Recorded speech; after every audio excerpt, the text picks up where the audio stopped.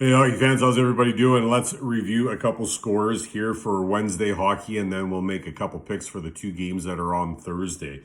Things started off Wednesday, Montreal against Winnipeg, and I was just blown away the way Montreal came out and played that game, and it looked like they frustrated Winnipeg. Another hockey player with a bad decision and a bad hit. I can't believe Shifley did that. I mean, I think that guy knows better. Reeves the other night in that Vegas game, and then Shifley tonight. I mean, it's just not needed in hockey, but he's going to hurt the team by what he did there. And I mean, it's unfortunate because they need him. Anyway, end of the game was 5-3. We got that one wrong. The next game, Vegas and Colorado, probably one of the best hockey games I've seen in a long time. And that I watch a lot of hockey, but it was a really good hockey game. And Vegas played an amazing game, a little bit of rest, and they had great legs. I mean, they fought really, really hard, and at times you actually thought they were going to take the game, and it could have went either way. But it was a nice feed at the end in overtime and a nice goal to win the game. Colorado won that game 3-2. They take a 2-game lead in this series, and we got that one right. So the best bet was Winnipeg. We got that one wrong. Record goes to 11-8. Picks were split 1-1. Record goes to 29-21. And then on the two wagers that I laid, the Jets obviously didn't hit. Colorado did. It wasn't a very good day for money, but it was still a great day for hockey. Those games were, well, I'm not going to say the Montreal-Winnipeg game was great because it wasn't, but the Vegas-Colorado game was really, really good. Thursday, we've got two games, and I think they're going to be both really good games. I mean, you got nothing but good hockey teams left, so they got to be good games, you almost think, right? Boston and the Islanders, even series here at one apiece. This is game 3. Islanders, I think they're going to have Varlamov. He's listed, and I'm pretty confident they'll have him in net. They're 5-3 in these playoffs with a 1-game winning streak. Boston is 5-2 with an overtime decision. Tuukka Rask confirmed, I believe, to be in net in this game 3 for this Mass Mutual East Division. The Islanders even the series in game 2. They didn't make it easy. I mean, they had a 3-1 lead going into the third. Boston rallied back in the third, pushed that game into overtime when Cizikas scored a breakaway late in the first overtime period to win the game, which was great. I mean, it was a very even game in lots of different ways. I mean, you look at different stats, and shots were 42-39 in favor of the Bruins. The Islanders, they out-hit the Bruins 48-47, and they won 51% of the faceoffs.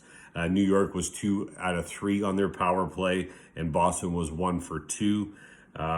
So really, really even. Two very even teams, very good teams. It was a big win for the Islanders to steal one out of Boston before they're going home, where they actually have a 21-4-3 record from the regular season. I think advantage has to go to the Islanders here, and yet they're definitely the underdog. I mean, as far as the odds go. So they know something that I don't know, obviously. Islanders looking forward to playing at home again with fans in their stands. I think they're going to have 12,000 in the building, so that's going to help them for sure. Some concerns for Boston when Bruce Cassidy confirms that Tuukka Rask is dealing with a nagging injury, yet he's in net. Obviously, he says he's fine. There's no issue. He'll be ready to go. He's always ready to go, which he is. But if he's being nagged by an injury, that means his mind's not as clear as it should be. And I think that's, again, advantage to Islanders. Especially when you got Varlamov on the other end. I mean, he was great in game 2. And in the regular season, he had a 5-1-0 record against this Boston team.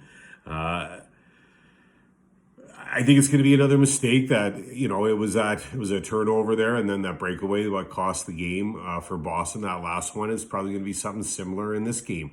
I'm going to go to the Islanders, though. I think that they have an advantage here. I think they're playing really good. Varlamov's playing really good, and I see them getting a win and taking a 2-1 lead in this series. I'm going to go Islanders all the way. That's my pick. New York Islanders to beat Boston in game 3.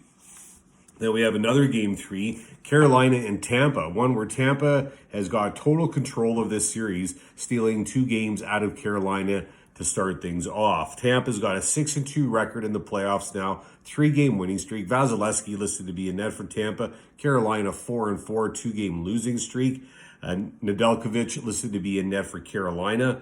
And like I mentioned, Tampa's in great shape for stealing those first 2 games in Carolina. Both games ended in a 2-1 final score, both in favor of Tampa.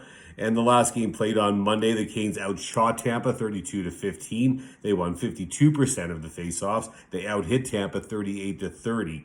Vasilevsky's been the difference maker. There's no question. I mean, he's been playing really, really well, and just the wall back there in net for Tampa.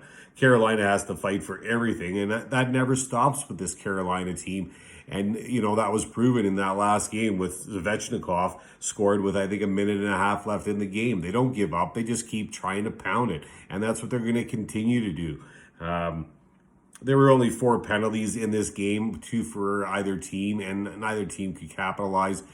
They definitely demonstrated some good penalty kill skills. Both teams did. And even though the Canes are down 2 games, I mean, I think that they still have a positive attitude. And I mean, they beat Tampa in Tampa during the regular season. I think they can do it again. I like their attitude. And they also have to learn to score first. I mean, in the last 7 of that last 8 postseason games, they've let the other team score first. And you can't do that against this Tampa team. If that happens, you're not going to win. Tampa's going to win the game. So they're going to have to change that.